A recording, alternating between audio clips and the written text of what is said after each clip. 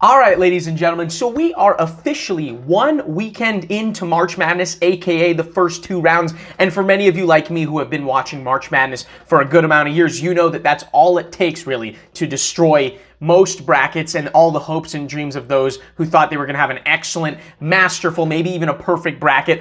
So thankfully, ESPN came out with the second chance bracket, as they always do after the first two rounds. You can remake your picks starting at the Sweet 16, and we're going to do that. But first, I thought it'd be fun to kind of just go over, not take too long on this, but just go over my initial bracket. And you know, I can't complain too much because after all, my champion and my runner-up, my final two teams are still in it, U of A and Duke. But I must say, both of them were definitely put to the limit, tested really well yesterday, and both of them pulled through. And I'll tell you, my blood pressure was it was going up, it was rising, but thankfully both of them pulled out really close, tough victories. Overall, like I don't have the greatest bracket. Okay, I think at this point, if your entire Final Four is intact, you should not be complaining at all. You should be ecstatic, honestly.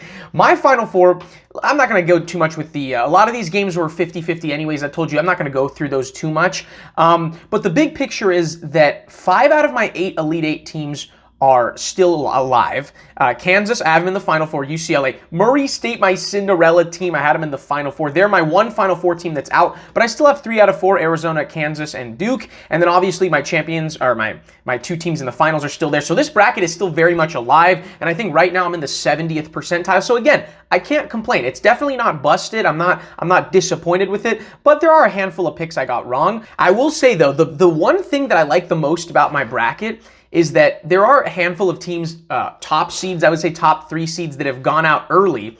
Most of them I anticipated not going far, thankfully, like Kentucky obviously losing to St. Peter's. I had them out against Murray State, and that's why I was happy when Murray State got past San Francisco, because I thought they get to play number 15 St. Peter's, but obviously St. Peter's, the Cinderella story that they are, can't hate on it, but obviously Murray State, it looked for a second like they could make a deep run. They had an easier path. Auburn, I did have them in the Elite 8, but I made another bracket where I had them losing to Colgate. I didn't think they were a Final Four team, and they lost to Miami. And I wasn't high on Wisconsin. I had them losing to Colgate. They ended up losing to Iowa State in the second round. So most of the top seeds that went out, I wasn't really buying them anyway. The one devastating one, though, was Tennessee. In another bracket I had Tennessee winning the whole thing. I thought they were a sleeper team. I had them in the Elite 8 in this bracket, and unfortunately they lost to Michigan. And let me tell you something about the 11-3 matchups.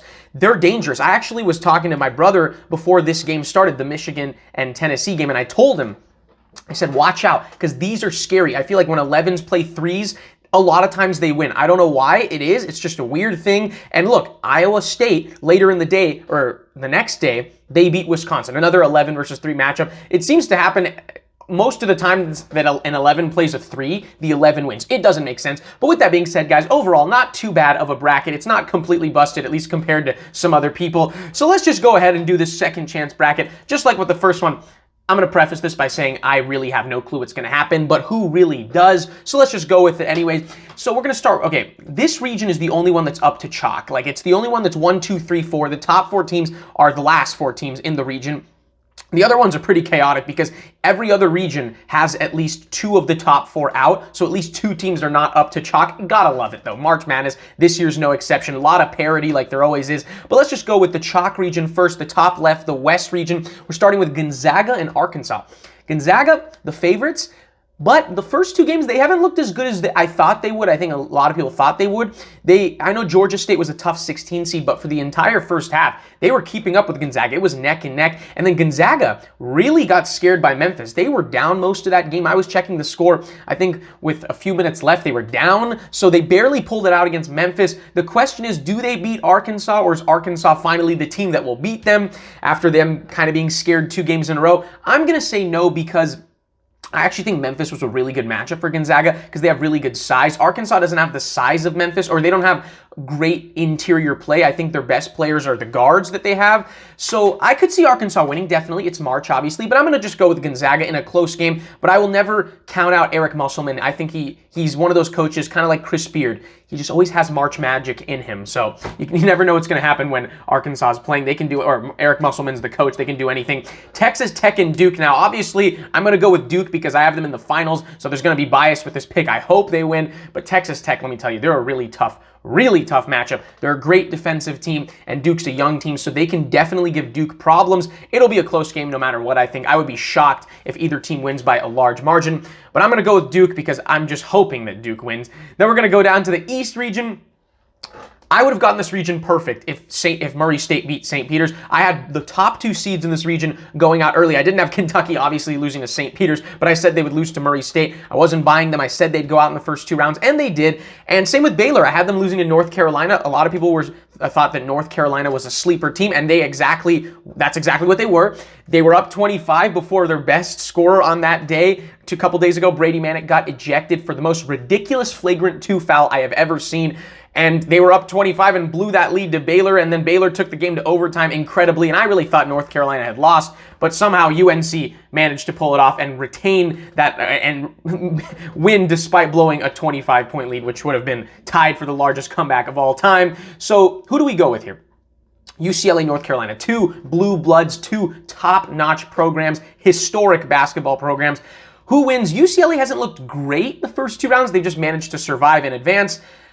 North Carolina has some momentum riding, but you know what? I'm going to go with UCLA. I have them in the Elite 8. I just think that they've had the better year overall, but that size inside for North Carolina is going to be a problem. I think UCLA has to kind of speed them up and kind of win a little bit more on the perimeter, but I think they'll pull it out, but obviously all these games could go either way. So Purdue and St. Peter's, okay? Purdue's going to be a huge favorite. St. Peter's going to be a huge underdog, and again, even though St. Peter's beat Murray State, who was a Final Four team for me, you can't hate St. Peter's. You got to love a 15 seed in the Sweet 16, right? Just like Oral Roberts last year. Somehow, I don't know how I saw that coming. I didn't see this coming, though. Who would have thought St. Peter's? Oh, my God. But do I go with them to beat Purdue? You know what? I don't care if it's illogical. Gotta believe in the March Magic, baby. I'm gonna go with St. Peter's. Why not? Let's just go with it. Let's just say they go on a magical run. Why not? I'm gonna root for them no matter what. That's what I'm gonna tell you. So let's just go with St. Peter's to continue this magical ride and be the lowest seed to ever reach the Elite 8. Let's see it happen. I hope it happens. And I love their coach, Shaheen Holloway. Gotta love that guy. Just you can tell the players love playing for him. He's just an inspiring coach. He just seems like a phenomenal coach that I almost guarantee, like most coaches who pull off March Magic at smaller programs, he will get a promotion to a much bigger school. I almost guarantee that. But what a run he's gone on, and he's just been such a great leader for his team, and they owe a lot to him. So then we move on to the South region. U of A, who scared the bejesus out of me against TCU. TCU put up a great fight. I really didn't think it was going to be that close of a game. And frankly, TCU had it, okay? They were up 3 with like a minute left. I'm thinking, guys, my bracket's over. It's officially over. I was really tested watching this game last night. I was really nervous. And, you know, TCU got a little cocky. Particularly, they had a big man who he was a big guy. He played a great game of his life, and I give him a lot of credit. Eddie Lampkin, okay? Played a great game. But he started doing all these celebration things. Like, he just got a little cocky, in my opinion. And I'll tell you what was really satisfying. He actually kind of lost his team the game in regulation because he missed a couple big free throws, which allowed Ben Mathurin to tie the game. What a great game he played. They tied the game, forced overtime, and when U of A won, and they were just kind of waving to TCU's fans because the TCU players were just hyping up I have no problem with celebrating, but they got a little cocky, I gotta admit. They were like flexing, and they were doing the too small thing, and well, I don't know. It was satisfying when U of A kind of gave TCU a little taste of their own medicine. I think they were celebrating a little too early there. Houston's a tough draw, guys. Kelvin Sampson, Houston, big team, fundamentally sound, great defensive team, physical. It should be a great matchup. Honestly, I think it's going to be a defensive game, kind of low scoring, but I have to ride with my champion. And hopefully they got some momentum from that thrilling overtime win from TCU. Every game is different, so I'm just going to go with them. Then we have Michigan. I did not see Michigan's run coming. I didn't think they'd beat Tennessee or Colorado State for that matter. Against Villanova, Jay Wright always has Villanova as one of the more fundamentally sound teams.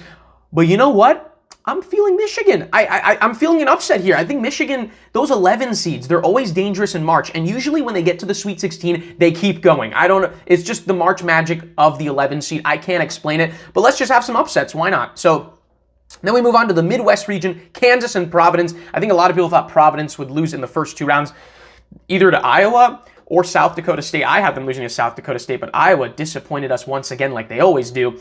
Do they beat Kansas here? I'm going to say no. I have Kansas in the Final Four. I think they're the better team. I think Remy Martin stepped up really.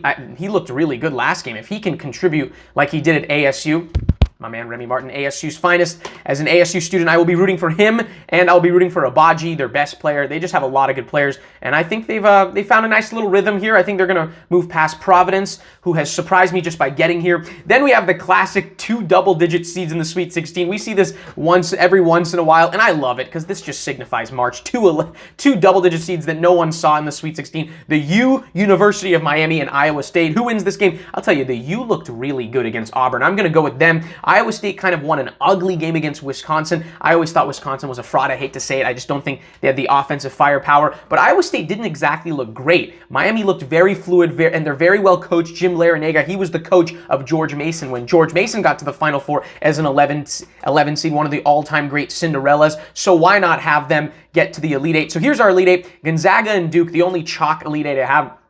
In my original bracket, I went with Duke, so I'm going to go with them again. I'm telling you. I just have a feeling about Duke. I think under Coach K, they have one last magical ride left in them, so I will go with Duke to get to the Final Four. Then we have UCLA and St. Peter's. You know, I'll be rooting for St. Peter's if they get. I will root for St. Peter's all the way because I love stories like them. But I think this is where they bow out. I mean, it would be one of the greatest stories in the history of sports if St. Peter's reached the Final Four. I hope they do, but I'm going to go with UCLA to get to the Final Four. I'll have them beat St. Peter's. I think that's where the magical ride comes to an end. Then we have U of A and Michigan. Michigan, magical ride, gets to the Elite Eight, but I think this is where their ride comes to an end. I have U of A getting to the Final Four.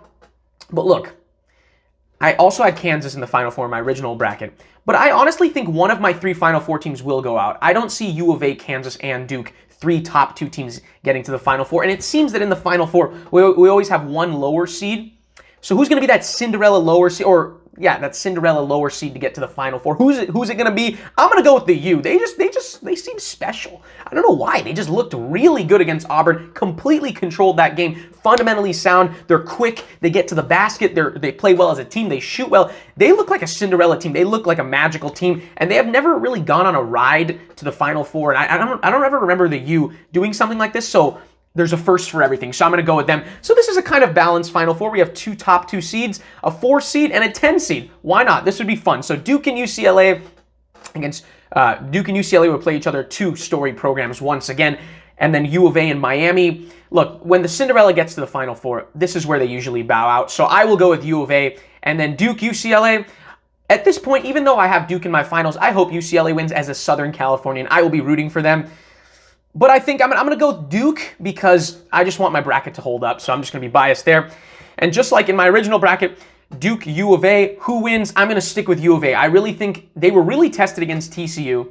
Didn't look great for a 1 seed. They didn't handle a 9 seed like a 1 seed should, but no 1 seed really dominated them. Like one of them lost to UNC, obviously. And then Kansas, they were close with Creighton. Gonzaga was really tested by Memphis, and U of A was obviously really tested by TCU. There really isn't a 1 seed or any seed that you can convincingly say wasn't at least kind of tested, or any top seed. So I don't see anything from U of A that would now convince me they can't win it. So I just have a feeling it's their year. I'm going to keep the finals and the champion the same as my previous bracket because I want to root for them because my previous bracket is still alive. So we'll just go with this. I don't remember what the score I went. I think I went 74-71. We'll just keep that. So guys, that's my second chance bracket. But with that being said, I have no clue what's going to happen. And I'm just going to root for chaos, fun, exciting games, and just some more madness. It was a great first weekend. A lot of thrilling games like always. I love this time of year. But guys, definitely make sure to comment. Who do you have winning the championship now that your bracket's probably busted? And if it's not, comment how your bracket's doing, your current bracket. Let me know your Final Four and your second chance bracket. Who do you have winning the whole thing? Definitely let me know. Comment your opinions. Like the video if you enjoyed the video. And subscribe if you're a big sports fan. You haven't done so already. That would be awesome. Thanks again, guys, for 1,000 subs. We recently got there. I love you guys. And here's to more fun times in the future. Let's enjoy these upcoming 2 weekends for March Madness. It's going to be a great time. But guys, that's going to be it for today's video. And I'll see you guys in the next one.